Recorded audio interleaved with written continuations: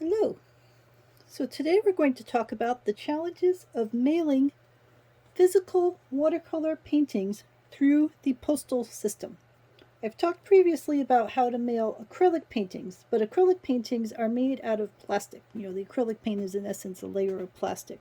So it's pretty robust and it doesn't have much problems with going through the mail system. I mean, you can touch the surface of acrylic paintings and it doesn't really cause a problem. Watercolors are vastly different because watercolor paints sort of soak into the paper, but also sort of stay on top of it. And if you've ever painted with watercolor, you know that if you scratch at it or if you rub a little water on it, you can move the paint around. So any sort of friction that happens between this paint surface and something else that touches it, if they start sliding, it's going to be rubbing that paint right off of the top of it. And that, of course, is not good for the painting. And I've seen a number of sites that talk about when you do watercolor paintings, you just roll it into a tube. But if you've got a tube shape, that tube shape is going to have little bits of movement as it's bouncing around or things are pressing onto it and so on.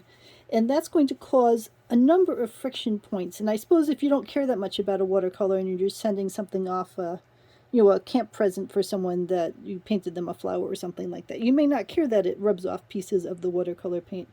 But if you are sending something that you care about, that you think someone's going to frame or treasure for a while, you definitely don't want it to be in a tube shape where it's just constantly rubbing and causing troubles for it while it's moving through the mail system, because the mail system is notoriously problematic for treating things nicely.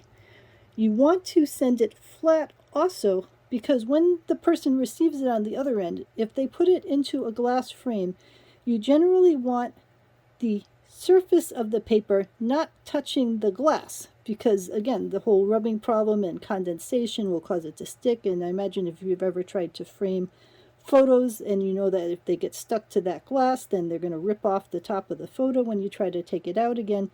So you want this to be matted and then glass on top of it so nothing touches it for the same sorts of reasons.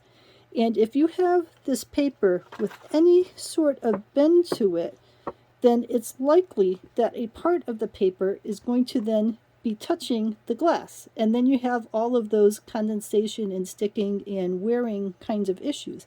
So you always want your paper to be as flat as humanly possible. And sending it in a rolled state is not conducive for that kind of flat result. You want to send it flat so it arrives flat. So then when the end user wants to mat it and frame it, it's a flat shape to put the mat on top, to hold it in place, and then to put the glass on top. The glass should not touch the surface, and the mat provides a middle barrier. So if you have a mat like that, and then the glass sits on top of that, the mat layer provides the space between the glass layer and the bottom layer. My cat is just being, yes, you are so helpful. So helpful. So the best possible way to do this is to do it in a box. But I also realize that a box adds extra weight and extra cost. So I'm going to show you a way to do it if you are not up to paying for the box postage cost, but you still want this thing to get to the end in a usable fashion with the least amount of damage to the art that you've created. So I've got 3 pieces that I'm sending to my nieces. These are just cute little zodiac animals. So this is a fire monkey, a golden ox, and an earth, see, I should know, an earth dog. Yes, earth dog, for their different zodiac animals. And they chose all the symbolism and that kind of stuff. Watercolor paper is meant to work with watercolors. So if there was ever an ideal substance to put against a piece of watercolor, it would be the back of another piece of watercolor so that it doesn't damage it as much as possible. But even there, you wouldn't want the top layer to be rubbing back and forth on the next layer because it would sand it off. So what we're going to do is we're going to put these 3 layers together, and each layer will protect the subsequent layer. And then on top of these layers, we're going to put a piece of cardboard. Now again, if this piece of cardboard was floating free, it would sit there and sand off the image from the lower level. Not like completely sand off, but would cause damage to it. But if we then put a bottom layer underneath it and then tape these layers together in a sandwich, nothing is going to move relative to each other. Everything will be completely connected, and this will move as a unit inside the packaging, and all of the layers of the watercolor will be protected. And then also, you definitely don't want any water at all getting on the watercolor, because if you're a watercolor painter, you know that water will do all sorts of things to a completely finished watercolor painting. I could sit there and drop water all over this and it would make gigantic splotches in it.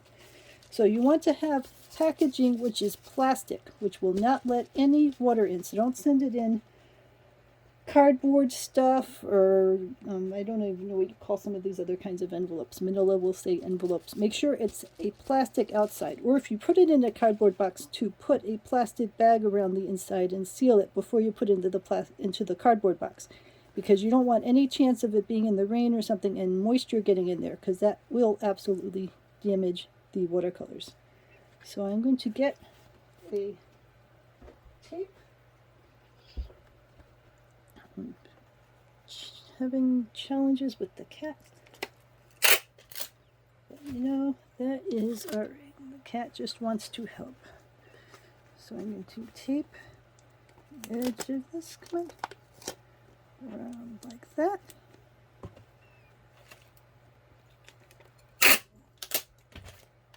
You want to tape all four sides because you don't want it to be sliding left and right or anything at all.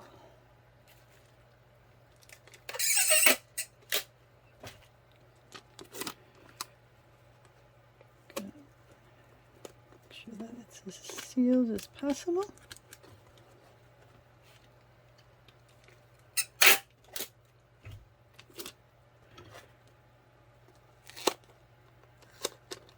Alright, so I've made a sandwich now. Those pieces will not slide at all in relationship to each other or in relationship to the outside, so they're as protected as possible. And then I'm going to put this inside the plastic coating.